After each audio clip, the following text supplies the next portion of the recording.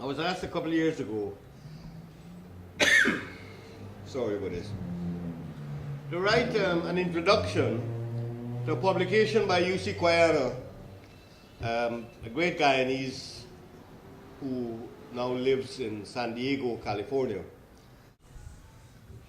And I just want to read something here that I wrote about Rodney. And remember, I talked just now about Robert Love.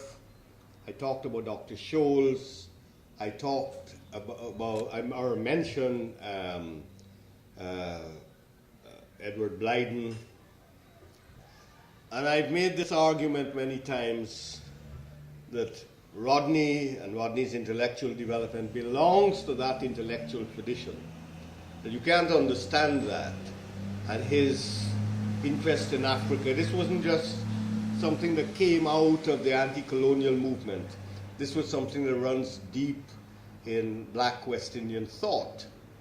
So he says, many of his Guyanese compatriots, this is what I've written, had read his groundbreaking work of 1972, How Europe Underdeveloped Africa, and were exhilarated by his impressive but accessible scholarship in locating Africa at the heart of human endeavor and achievement before European penetration of the continent. Rodney had written from a Marxist perspective, but his analysis was free of jargon.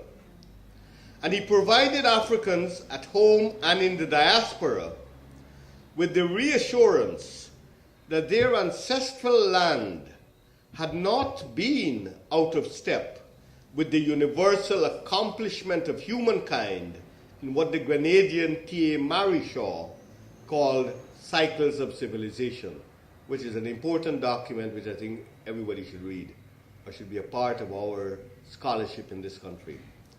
Africa had a great deal to be proud of before the rise of the European slave trade. And I just want to read two quotes from Walter here, and then I'll read the final bit that I have here. The first, this is what Walter wrote. He says, the first prerequisite for mastery of the environment is knowledge of that environment. By the 15th century, Africans everywhere had arrived at a considerable understanding of the total ecology of the soils, climate, animals, plants, and their multiple interrelationships. The practical application of this lay in the need to trap animals, to build houses, to make utensils, to find medicines, and above all, to devise systems of agriculture. In the centuries before the contact, the overwhelming dominant activity in Africa was agriculture.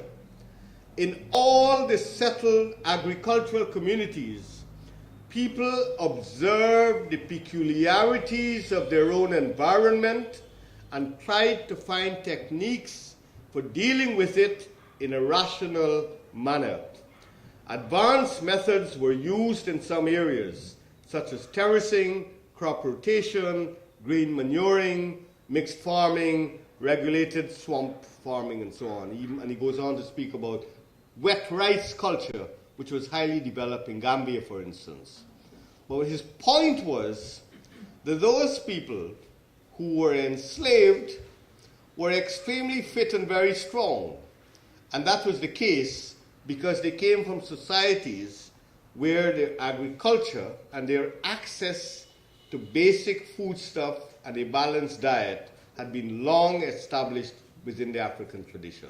So we're not dealing here with some kind of backwardness, that we're dealing with societies that had long traditions. And let me just finish one point here.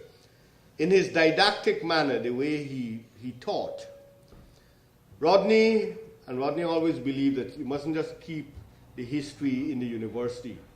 You must take the thing outside. That's why he got into trouble in Jamaica. We can probably discuss this later on. Because he was the first person. Because up to today, when you go to Jamaica, these people are very, very elitist, at the university. Very elitist, right? And what Rodney did, Rodney took this thing out into the jungle with the Rastafari brethren and so on. Now, none of those chaps who study at Oxford and Cambridge and so would have gone out there and do this kind of thing. So this was extraordinary. In his didactic manner, Rodney also sought to enhance his people's self-perception by imploring them to learn about Africa's ancient civilizations. Apart from the states of Egypt, Sudan, Axum, Ghana, Mali, Songhai, and Kanem, there were many others in different parts of Africa which achieved greatness before the arrival of the white man and before we were snatched away as slaves. And the West African coast, the states of Benin and Oyo, were famous. In Central Africa, we can take as examples Congo, Zimbabwe, and in East Africa, two of the oldest kingdoms, the Bunyoro and the Buganda. All of these are strange names because we have never been taught anything about them. If you want to call ourselves conscious Africans, then we must know the map of Africa. We must remember the names of these great states, and we must find out as much as possible about them. Because he believed that history must not be bottled up with the elite, that this must be taken to the people. And he called this history as an instrument of liberation.